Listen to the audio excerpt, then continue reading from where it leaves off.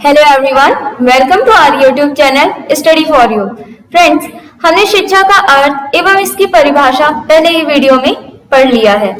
आज हम शिक्षा के प्रकार के बारे में पढ़ेंगे। ओके, मतलब टाइप्स ऑफ एजुकेशन।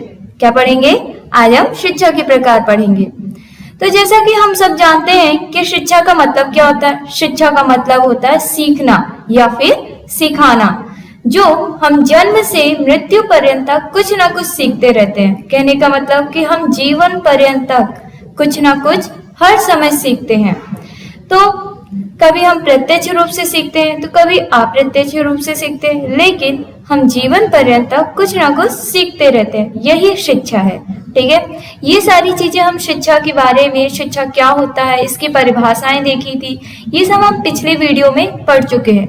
आज हम शिक्षा के प्रकार के बारे में पढ़ेंगे, जो कि आपके डीएलएड, बीटीसी, बीएड और टेट इन सारे एग्जाम के लिए काफी यूजफुल है। ओके, तो स्टार्ट करते हैं। तो सबसे पहले हम जानेंगे शिक्षा के प्रकार क्या क्या है। उससे पहले हम जान लेते हैं आखिर शिक्षा क्या होता है।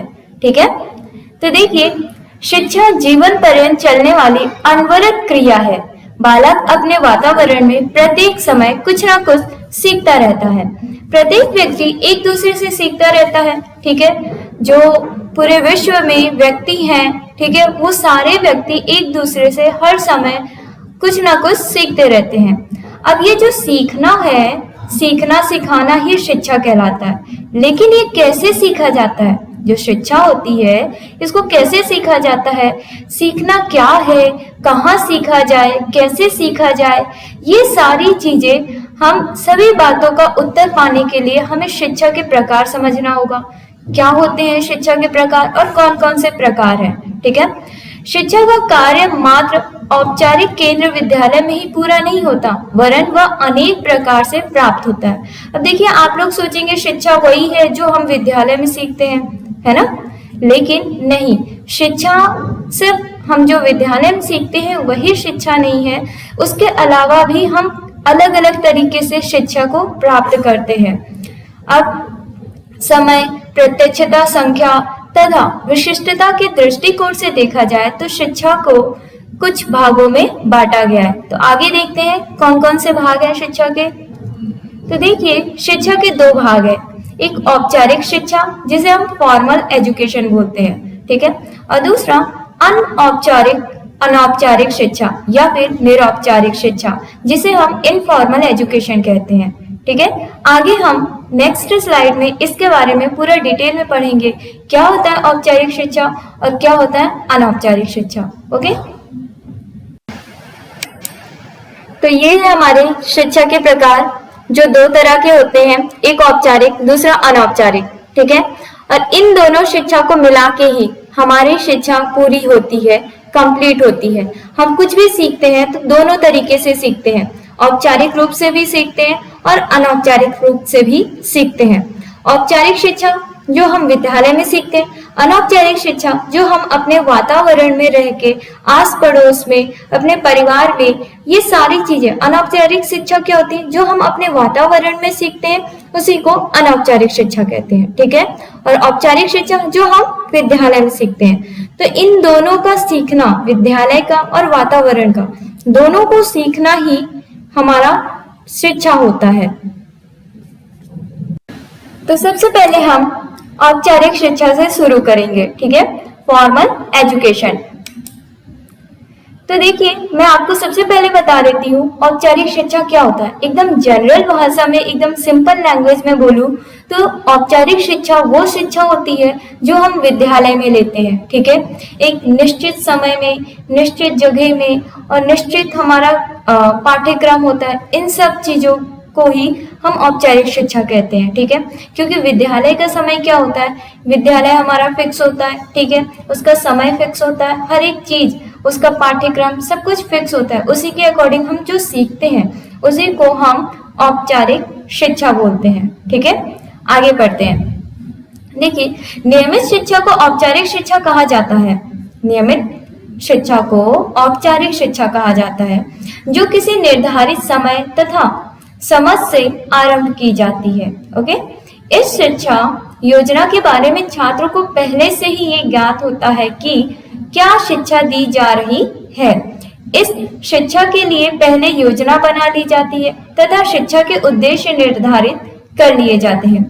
अब देखिए, जो औपचारिक शिक्षा है वो होता क्या है। औपचारिक शिक्षा को हम नियमित शिक्षा कह सकते हैं। क्यों कह सकते हैं? क्योंकि इसका समय नियमित होता है, ठीक है, फिक्स होता है इसका समय, इसका विद्यालय, इसका स्थान, इसका पाठ्यक्रम, ये सब कुछ पहले से ही फिक्स रहता है। और यहाँ तक कि उन्हें क्या पढ़ाना है, उनके शिक्षा का उद्देश्य क्या है, ये सारी चीजें, योजना और शिक्षा के उद्देश्य सब कुछ पहले से ही निर्धारित कर लिए जाते हैं। ओके, उद्देश्यों के अनुकूल शिक्षा के लिए पाठ्यक्रम का निर्माण किया जाता है। इस प्रकार के पाठ्यक्रम की शिक्षा के लिए शिक्षण की विधियों का निर्धारण किया जाता है। अब देखिए, जो औपचारिक शिक्षा है इसमें पाठ्यक्रम का निर्माण किया जाता है, ठीक है, पाठ्यक्रम बनाया जाता है। और कैसा पाठ्यक्रम होना चाहिए उस विद्यार्थी के लिए जो हम शिक्षा दे रहे हैं बालक को, उसका पाठ्यक्रम कैसा होना चाहिए, उसकी पूरी हम टीचिंग प्रोसेस और जो टीचिंग रूल्स होते हैं, टीचिंग मेथड्स होते हैं, वो सारी चीजें हम पहले से ही फिक्स कर लेते हैं, पहले से ही लिख लेते हैं और पहले से ही डिसाइड कर लेते हैं। औपचारिक शिक्षा केवल विद्यालय की सीमा में ही दी जाती है। ओके, अब देखिए, ऐसा नहीं है कि औपचारिक शिक्षा आप घर में भी सीख रहे हैं, आप घूम रहे हैं तब पर भी सीख रहे हैं। नहीं, औपचारिक शिक्षा आपकी सिर्फ और सिर्फ विद्यालय में ही दी जाती है, उसके बाहर आपकी औपचारिक शिक्षा नहीं होगी। इसके अतिरिक्त अब औपचारिक शिक्षा और कहाँ कहाँ होती है? विद्यालय, चर्च भी एक तरह से हमारा विद्यालय है, मदरसा, पुस्तकालय, पुस्तकों तथा चित्रों आदि के द्वारा भी शिक्षा दी जा सकती है। इस प्रकार की सभी संस्थाओं का निर्माण समाज करता है और जो हम समाज निर्माण करते हैं जिन संस्थाओं का, ये संस्थाएं शिक्षा की संस्थाएं कहलाती हैं। ओके, यह छात्र को क्रिया करने का अवसर प्रदान करती है, छात्रों को अनुभव प्रदान करती है, उसके साथ व्यवहार को परामर्शित करती है। ओके, अब हमने औपचारिक शिक्षा तो पढ़ लिया, क्या होता है औपचारिक शिक्षा, जिसे हम फॉर्मल एजुकेशन कहते हैं। अब हम औपचारिक शिक्षा की विशेषताएं देखेंगे, ठीक है। तो औपचारिक शिक्षा की विशेषताएं अग्रलिखित प्रकार की है। पहला है, औपचारिक शिक्षा नियमित होती है। दूसरा, औपचारिक शिक्षा से पहले योजना बना ली जाती है। अब देखिए, जो औपचारिक शिक्षा है, स्कूल में जो एजुकेशन दिया जाता है, हमें जो पढ़ाया जाता है स्कूल में, तो उस शिक्षा का समय क्या होता है? फिक्स होता है, ठीक है। साथ ही साथ वो जो औपचारिक शिक्षा है वो एक नियमित रूल्स पे चलती है। ये नहीं है कि आपको फर्स्ट चैप्टर की बजाय आपको 10th चैप्टर पढ़ाया जा रहा है, फर्स्ट चैप्टर नहीं पढ़ाया गया, या फिर 6th क्लास की बुक पढ़ानी चाहिए लेकिन नहीं, आप 5th क्लास में घुसा रहे हैं उनको, या तो फिर उनको 7th क्लास की बुक पढ़ा रहे हैं। तो ऐसा नहीं है। जो औपचारिक शिक्षा होती है ये एक नियमित रूल से चलती है, ठीक है। और औपचारिक शिक्षा से पहले योजना बना ली जाती है। हमारे स्कूल में जब विद्यार्थियों को पढ़ाया जाता है तो उनको पढ़ाने से पहले उनका पाठ्यक्रम पहले से ही निर्धारित किया जाता है। आगे है, इसमें शिक्षा के उद्देश्य पहले से ही निर्धारित होते हैं। अब जैसे कि शिक्षा का उद्देश्य क्या है कि हमें बालक को कक्षा 6 तक ये चीजें सिखानी है। इनकी ये जो पुस्तक है, इस पुस्तक में जो भी पाठ्यक्रम है उन चीजों को बालकों को सिखाना है, यही शिक्षा का उद्देश्य होता है, ठीक है। औपचारिक शिक्षा में उद्देश्यों की प्राप्ति के अनुसार ही पाठ्यक्रम का निर्माण किया जाता है।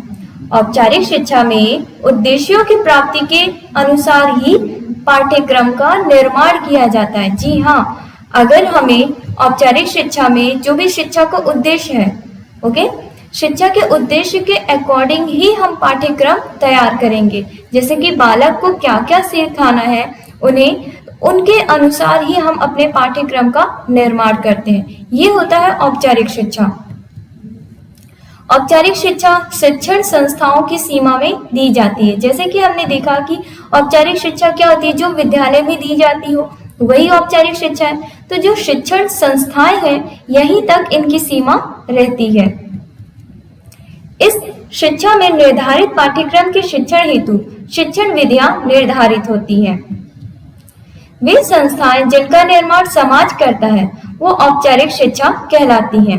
अब देखिए, समाज निर्माण करवाए, कहने का मतलब कि ये जो समाज है यही तो विद्यालय बनवाता है, ठीक है। जो हमारी सोसाइटी है वहां पे उनके आसपास विद्यालय बनते हैं, उनके हेल्प से ही तो बनते हैं। तो ये जो विद्यालय बनते हैं वो औपचारिक शिक्षा कहलाते हैं। यह शिक्षा सामाजिक जीवन की आकांक्षाओं, मान्यताओं, आदर्शों तथा आवश्यकताओं का प्रतीक है। इस शिक्षा का पाठ्यक्रम व्यापक, बहुउद्देशीय एवं जीवन में संबद्ध होता है।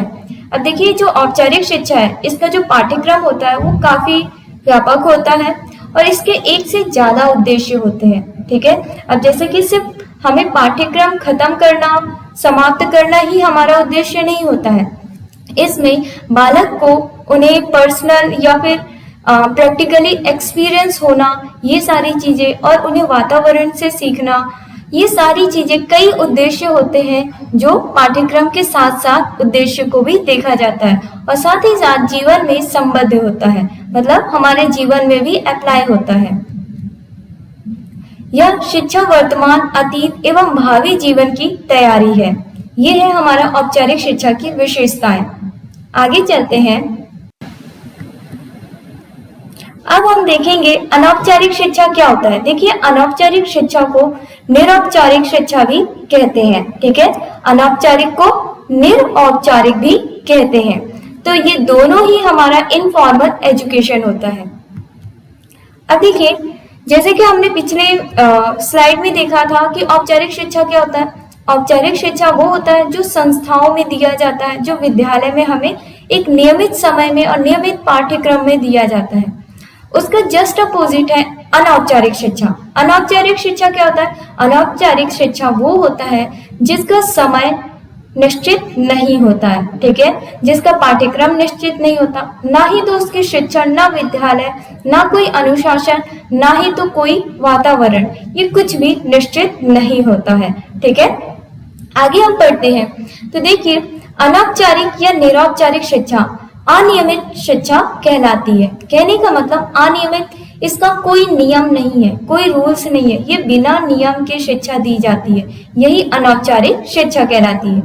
अनियमित शिक्षा वह शिक्षा है जिसमें किसी निश्चित समय, पाठ्यक्रम, शिक्षण, विद्यालय, अनुशासन तथा वातावरण की आवश्यकता नहीं है। भारतीय विचारधारा के अनुसार तो शिक्षा माँ के गर्भ से ही प्रारंभ हो जाती है और मृत्यु तक चलती रहती है, ठीक है। जैसे कि चक्रव्यूह का तोड़ना अभिमन्यु ने अपनी माँ के गर्भ में ही सीख लिया था, वैसा ही व्यवहारिक रूप में हम देखते हैं कि छात्र आरंभ से ही अपनी माँ से, उसके उपरांत पिता, भाई, बहन, परिवार, आस पड़ोस से, समाज से, देश से, शिक्षक तथा वातावरण, इन सभी से अनेक तथ्यों को सीखता है, बहुत सी चीजों को अपने सीख लेता है। कोई भी बच्चा जन्म से ही, जब उसका जन्म होता है उसके बाद से वो अपने आसपास के वातावरण से बहुत कुछ सीख लेता है। तो हम इसे ये नहीं कहेंगे कि बालक विद्यालय में जाके सीखा था, वो माँ बोलना सीखता है, वो खाना खाना या रोना चिल्लाना, ये सारी चीजें सीखता है, तो वो विद्यालय में जाके नहीं सीखता है। कहने का मतलब कि कुछ शिक्षा होती है, कुछ जानकारियां होती है जो हम विद्यालय से हट के भी सीखते हैं, ठीक है, जिसका कोई निश्चित समय नहीं होता, ना ही तो उसका कोई निश्चित नियम होता है। तो उन सब तरीकों से जो हम सीखते हैं वही हमारा अनौपचारिक शिक्षा है। प्राथमिक शिक्षा के सार्वजनिकरण के लक्ष्य की प्राप्ति निर्धारित अवधि में न होने के कारण वैकल्पिक व्यवस्था के रूप में प्रदेश में अनौपचारिक शिक्षा योजना का आरंभ किया गया है। देखिए, अनौपचारिक शिक्षा क्या होता है? इनफॉर्मल एजुकेशन, जिसका कोई भी समय निश्चित ना हो, पाठ्यक्रम निश्चित ना हो, ना ही तो उसका विद्यालय फिक्स हो, ना कोई वातावरण हो, ना कोई अनुशासन हो, उसके बिना वो सीख रहा है, वही अनौपचारिक शिक्षा कहलाता है। ओके, इनफॉर्मल एजुकेशन वही कहलाता है। जैसे कि हम कई बार अपने मित्रों के साथ घूमते रहते हैं, खेलते रहते हैं, तो उन्हीं के साथ ही साथ हम कई बार कुछ रूल्स, गेम के रूल हो गए, या किसी से बात करने का तरीका है, या कोई ऐसी चीज हम जान जाते हैं जो हमें पता नहीं होती है, ठीक है। हमें ना ही तो ये पता था कि हम भाई उस समय पे ये सीखेंगे, और ना ही तो ये हमारे पाठ्यक्रम में था। हम तो बिना किसी नियम के वो बात सीख गए। ठीक है, यही अनौपचारिक शिक्षा है। मैं उम्मीद करती हूँ आपको औपचारिक अनौपचारिक अच्छे से समझ में आया हो। आगे चलते हैं। व्यक्ति जीवन की यथार्थ समस्याओं और आवश्यकताओं से संबंध रखता है। इस प्रकार की शिक्षा की व्यवस्था मानव की आवश्यकताओं की पूर्ति हेतु की जाती है। जो संस्थाएं अनौपचारिक शिक्षा का प्रबंध करती है उन्हें अनौपचारिक संस्थाएं कहा जाता है। ओके, अनौपचारिक शिक्षा के शाब्दिक अर्थ से स्पष्ट होता है कि जो शिक्षा औपचारिक नहीं है वही अनौपचारिक कहलाती है। अनौपचारिक शिक्षा व्यवहारिक होती है और उसका संबंध मनुष्य की विशिष्ट आवश्यकताओं से होता है। अनौपचारिक शिक्षा में अनौपचारिकताओं का स्थान गौण होता है तथा अप्रधानता लिए रहता है। जबकि औपचारिक शिक्षा क्या है? औपचारिक शिक्षा एक नियमबद्ध होती है तथा उसका विधान होता है। अनौपचारिक शिक्षा के नियम ढीले तथा लचीले रहते हैं। मतलब हम कोई जरूरी नहीं है कि वो चीज सीख ही ले। ओके, कोई नियम नहीं होता है, बहुत ढीला होता है ये। और इसमें शिक्षा का पाठ्यक्रम, संगठन तथा व्यवस्था का अभाव रहता है। मतलब कोई पाठ्यक्रम नहीं होता है, ना ही तो कोई संगठन होता है, ना कोई व्यवस्था होती है। ठीक है, ये सारी चीजें नहीं होती है। ये होता है अनौपचारिक शिक्षा। अब देखते हैं राज्य शिक्षा संस्थान के अनुसार अनौपचारिक शिक्षा क्या है।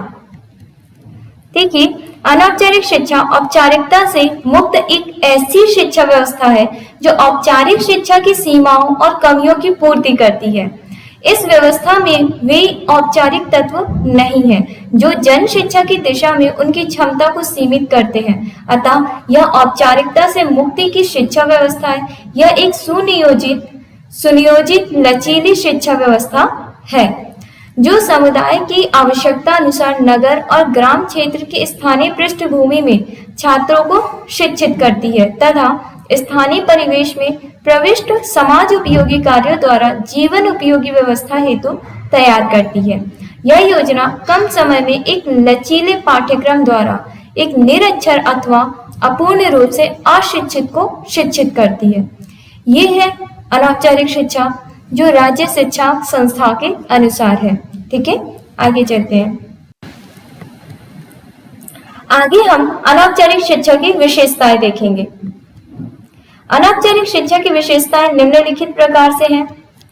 पहला है, अनौपचारिक शिक्षा का उद्देश्य वास्तविक तथा समय अनुसार होता है। यह व्यक्ति की आवश्यकताओं एवं समस्याओं की जानकारी तथा उनकी पूर्ति एवं समाधान से संबंधित होता है। अब देखिए, अनौपचारिक शिक्षा क्या होता है? इसका जो उद्देश्य होता है वो सचमुच का होता है, वास्तविक होता है। ठीक है, और समय के अनुसार होता है। ये ऐसा नहीं है कि हम काल्पनिक रूप से शिक्षा का उद्देश्य बना रहे हैं। औपचारिक शिक्षा में ज्यादातर ऐसा हो जाता है कि हम जो शिक्षा का उद्देश्य बनाते हैं वो वास्तविक ना होके वो काल्पनिक होता है। ठीक है, तो यहाँ पे जो अनौपचारिक शिक्षा होता है इसका उद्देश्य वास्तविक होता है और समय के अनुसार होता है। यह व्यक्ति की आवश्यकताओं, समस्याओं की जानकारी तथा उनकी पूर्ति एवं समाधान से संबंधित होता है। यह शिक्षा व्यवहारिक होती है। इसका संबंध मनुष्य की प्रत्यक्ष आवश्यकताओं से होता है। इस शिक्षा का क्षेत्र सीमित होता है। अनौपचारिक शिक्षा के नियमों तथा क्रमों में लचीलापन होता है। यह शिक्षा वर्तमान पर अधिक बल देती है। इस शिक्षा के पाठ्यक्रम का उद्देश्य सीमित तथा समय सामयिक वातावरण हेतु होता है। इस शिक्षा की शिक्षण विधियां उद्देश्य एवं आवश्यकताओं के अनुरूप होती है।